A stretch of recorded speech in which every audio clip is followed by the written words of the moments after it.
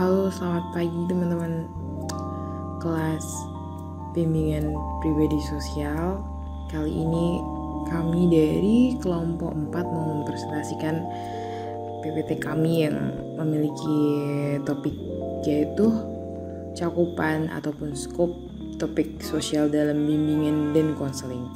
Anggota dari kelompok kami yaitu ada Tasya, ada saya sendiri Niken, Dada Galih, dan Edwin.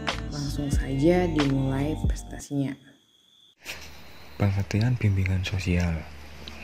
Bimbingan sosial merupakan salah satu bimbingan yang diberikan oleh seorang ahli kepada individu atau kelompok dalam membantu individu menghadapi dan memecahkan masalah-masalah pribadi sosial seperti penyesuaian diri, menghadapi konflik, dan pergaulan.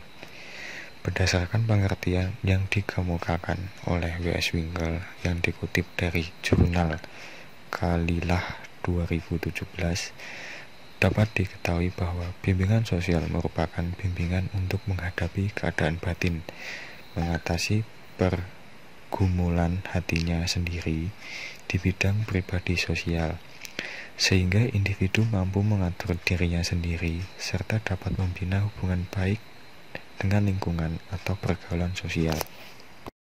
Sebelum kita lebih dalam mengenali bimbingan sosial itu seperti apa, kita juga harus tahu aspek-aspek dalam bimbingan sosial.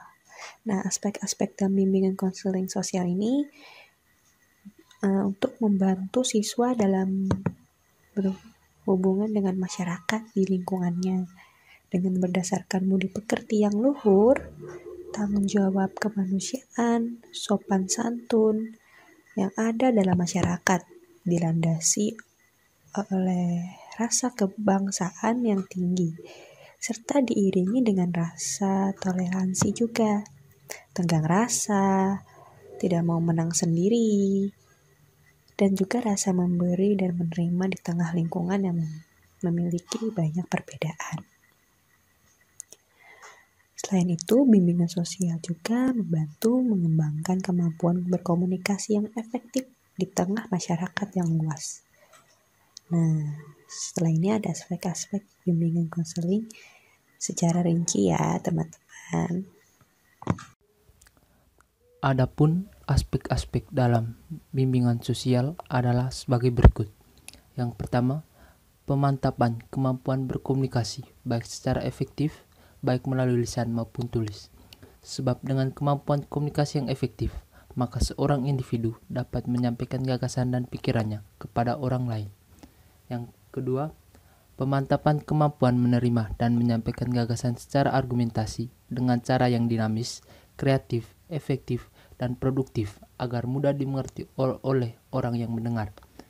Yang ketiga, pemantapan kemampuan bertingkah laku dan berhubungan sosial baik di rumah, sekolah maupun masyarakat luas dengan sangat menjunjung tinggi nilai tata krama, sopan santun, nilai-nilai agama, adat, hukum, ilmu dan kebiasaan yang berlaku di tengah masyarakat. Nah teman-teman, setelah membahas banyak tadi, kita masih akan membahas aspek. Tapi kali ini menurut ahli yaitu dari Thohirin. Nah menurut Thohirin, kemampuan dari sosial ini mencakup ada 3 hal. Yang pertama itu sosialisasi dengan lingkungannya. Yang kedua adalah adaptasi. Dan ketiga adalah melakukan hubungan sosialnya. Jadi ada 3 tahapan itu tadi kan ya. Tentunya interaksi sosial ini yang ada di keluarga, sekolah, dan masyarakat. Nah selanjutnya nih, ada pembahasan cakupan ataupun skop dari bimbingan sosial ini. Kalau teman-teman masih ingat, kita akan bahas ini lingkaran-lingkaran ini. Mana ya merah-merahnya? Lingkaran-lingkaran ini. Nah, bimbingan sosial ini di dalam pedoman yang nanti akan kita bahas bersama-sama, yaitu pedoman dari ASKA, dia tidak masuk dalam pribadi sosial sendiri-sendiri seperti yang sudah dijelaskan pada perkuliahan minggu-minggu lalu oleh Pak Donald, bahwa di ASKA ini mereka mengelompokkannya menjadi 3 ini. Dan bimbingan sosial masuk ke dalam sosial emosional. Gak ada yang namanya personal social, atau ya pribadi itu individu, ya begitu. Terus selanjutnya kita akan membahas lebih rinci lagi mengenai topik-topik nih dari cakupan ASCA ini, American School Counselor Association. Nah, dari skop dari ASCA ini dibagi ada banyak sebenarnya. Ada 9 kalau yang tertulis di sini. Saya menggunakan sumber dari ASCA itu sendiri dan saya rujuk dari blog sekolah yang saya dapatkan. Blog sekolah di luar negeri yang saya dapatkan maksud saya. Nah, di sini ada 9 poin dari social skills. Kebold. Terus selanjutnya yang pertama adalah kita akan bahas bareng-bareng. Yang pertama adalah menggunakan individu itu bisa mampu melakukan komunikasi dan kemampuan mendengarkan baik tertulis maupun secara oral yang artinya prakteknya itu gimana gitu.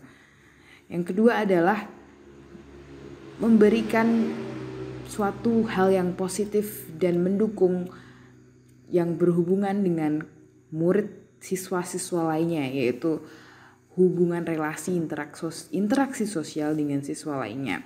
Ketiga itu menciptakan relasi dengan orang dewasa yang akan mendukung kesuksesan. Keempat itu adalah mendemonstrasikan empati. Kelima adalah mendemonstrasikan decision making, penentuan keputusan, dan tanggung jawab sosial. Ethical itu nanti prinsip-prinsipnya gimana dan lain-lain. Yang keenam adalah menggunakan kolaborasi yang efektif dan juga kemampuan untuk bekerja sama. Dan tentunya itu ada hubungannya dengan orang lain kan ya.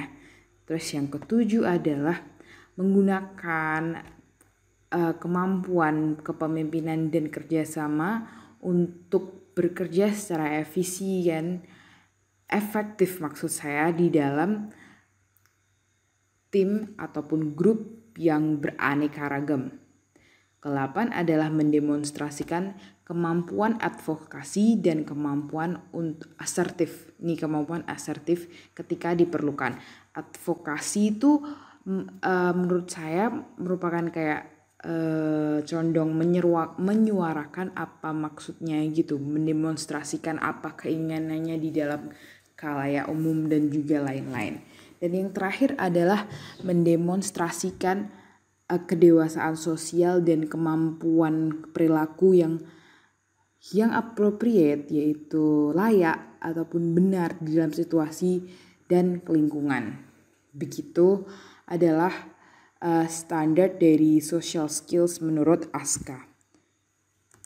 Selanjutnya ini merupakan contoh-contoh topik yang ada yang kami bisa temukan di internet. Tentunya teman-teman bisa baca sendiri di pause karena cuma saya membacakan sengaja. Selanjutnya ini juga